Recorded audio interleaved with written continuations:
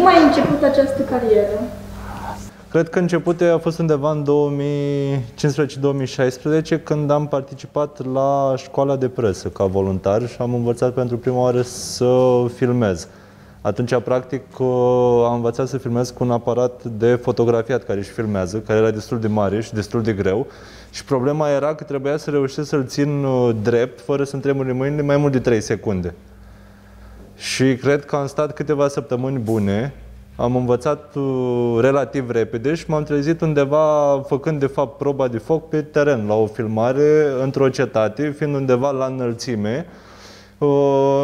Și Corina spunându-mi să filmez în continuu mergând foarte repede. Mie mi-era rău din înălțime, deci practic genunchii mei erau praf, trebuia să țin aparatul și voiam doar să iasă filmarea aia bine. Și ăla a fost momentul în care eu m-am, să zicem așa, m-am îndrăgostit de meseria asta și am vrut să fac asta toată viața.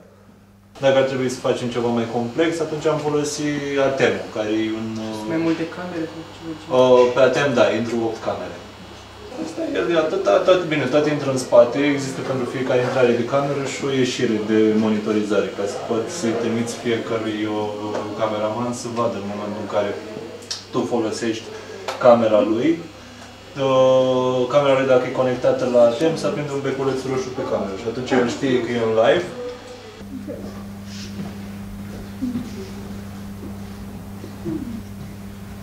Sunteți mulțumit de meseria pe care practicați? Da.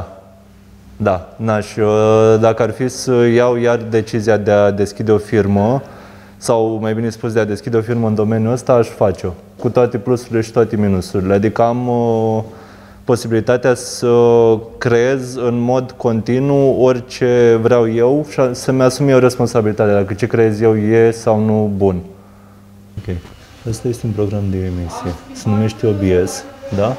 Ăsta e un program de emisie, se numește Vumix. Vumix e mult mai avansat, OBS-ul este folosit de obicei de vloggeri sau de cei care fac stream pentru jocuri.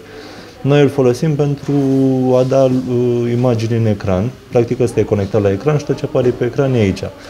Bun. Am niște layere aici, da?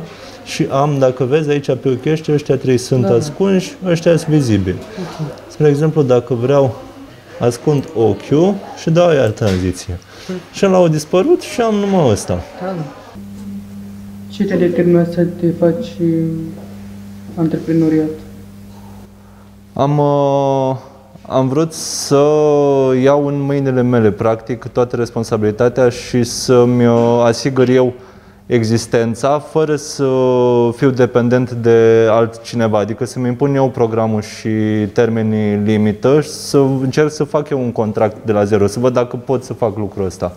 Hai să vedem ce montăm. Zicem că montăm niște filmări luate cu drona.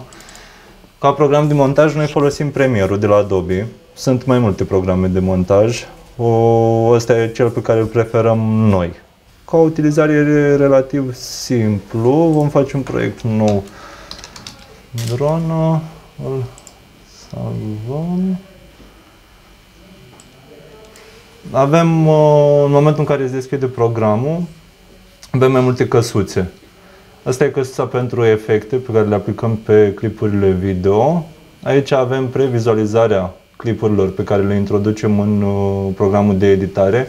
Clipurile video pe care le introducem în programul de editare, cele care au fost filmate și nu au fost prelucrate, poartă denumirea de brut. Sunteți mulțumită de cât câștigați? Da. Chiar da. Pot spune într-adevăr un salariu pe care să-l primești lunar la un loc de muncă unde ești doar angajat, îți poate oferi cumva, să zicem, un confort.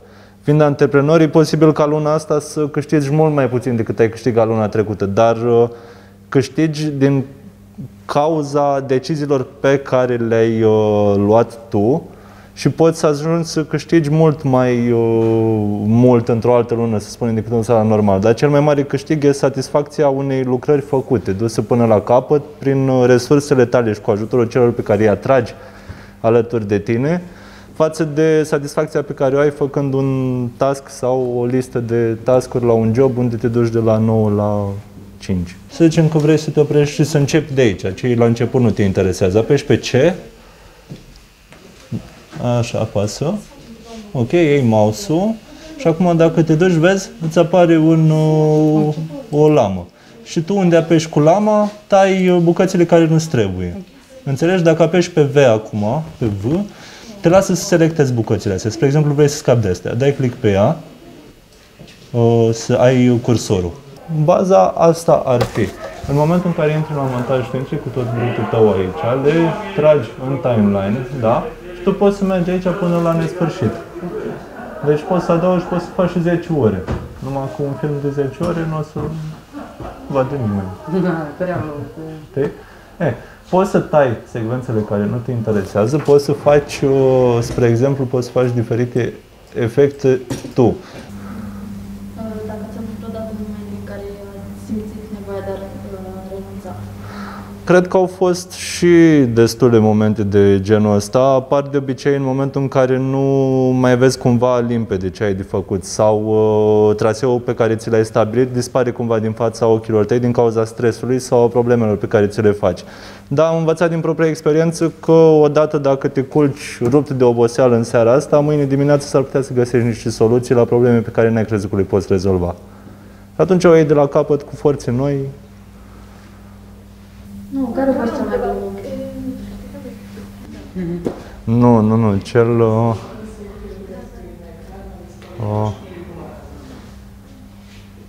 Să mă gândesc. Nu m-am gândit niciodată care a fost cel mai greu moment. Adică, într-adevăr, e destul de greu în momentul în care te lovești de toată partea legislativă, de ce trebuie să plătești de datorii, să faci toate calculele astea contabile sau măcar să fii în stare să le ții minte și să reușești să ajungi în termen limită să le plătești. Dar cred că cel mai greu moment a fost în 2019, dar ăla a fost greu din punctul de vedere al faptului că eram rupt de oboseală. Au fost 2 sau 3 lucrări care s-au desfășurat pe timpul unei săptămâni ca timp. Și undeva la finalul săptămânii respective știu că am ajuns acasă, m-am întins în pat și am zis, îmi doresc să mă trezesc undeva peste 2 săptămâni. Pentru că nu mai puteam efectiv nu mai simțeam mușchii. Dar în rest, toate au fost obstacole care m-au făcut să ajung unde am ajuns. Ce vezi? Acum e mai clar. Dacă mă duc mai... Da. Ok. Asta e alt zoom, da? Deci am zoom și pe lentilă pe care să-l controlez. Asta, da, deschide și închide diafragma. Înțelegi? Ideea este că, spre exemplu, zona asta de aici poate denumirea de imagine arsă.